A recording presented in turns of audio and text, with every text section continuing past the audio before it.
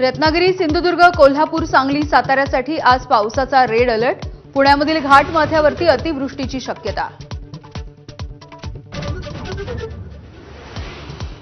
काल झालेल्या मुसळधार पावसाच्या नंतर मुंबईमध्ये आज पावसाची विश्रांती. रस्ते वाहतूक सुरळीत, मात्र लोकल सेवेवरती किरकोळ परिणाम. पावसाचा येलो अलर्ट जारी. मुंबईतील ॲक्वालाईन, भुयारी मेट्रो सेवा पूर्ववत. आचार्य अत्रे मेट्रो स्टेशन मात्र आजही बंद.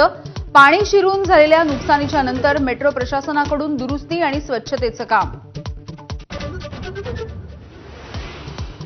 मेट्रो प्रकल्प हा श्रेयवादाची लढाई असल्याची संजय राऊत यांची टीका.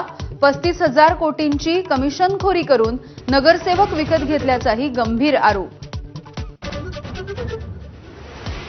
राज्य मंत्रिमंडळाची आज दुपारी 3 वाजता बैठक. राज्यामध्ये पावसामुळे झालेल्या नुकसानीचा आढावा घेणार.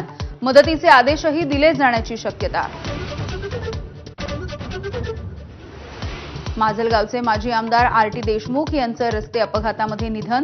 महामार्गावरती साचलेलं पाणी काचेवरती उडाल्यामुळे चालकाचं कारवरचं नियंत्रण सुटून दुर्घटना.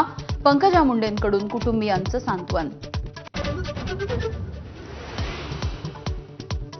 बीडच्या धुळे सोलापूर महामार्गावरती भीषण अपघात. भरधाव ट्रकच्या धडकेमध्ये 6 जणांचा दुर्दैवी मृत्यू. डिवायडरमध्ये अडकलेली कार काढत असताना ट्रकनं चिरडलं.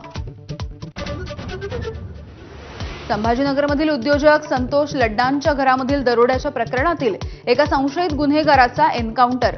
पोलिसांच्या अंगावरती गाडी घालत गोळीबार केल्याची पोलिसांची माहिती. स्वातंत्र्यवीर सावरकरांच्या विरोधात राहुल गांधींनी केलेल्या आक्षेपार्ह विधानाच्या प्रकरणामध्ये आज सुनावणी. राहुल गांधींच्या दाव्यांची तपासणी करण्याची याचिकेतून मागणी.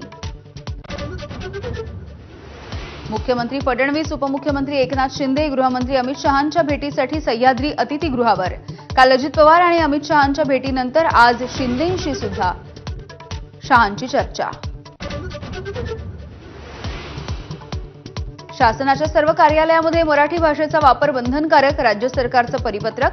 काटेकोर अंमलबजावणीची जबाबदारी जिल्हाधिकाऱ्यांकडे.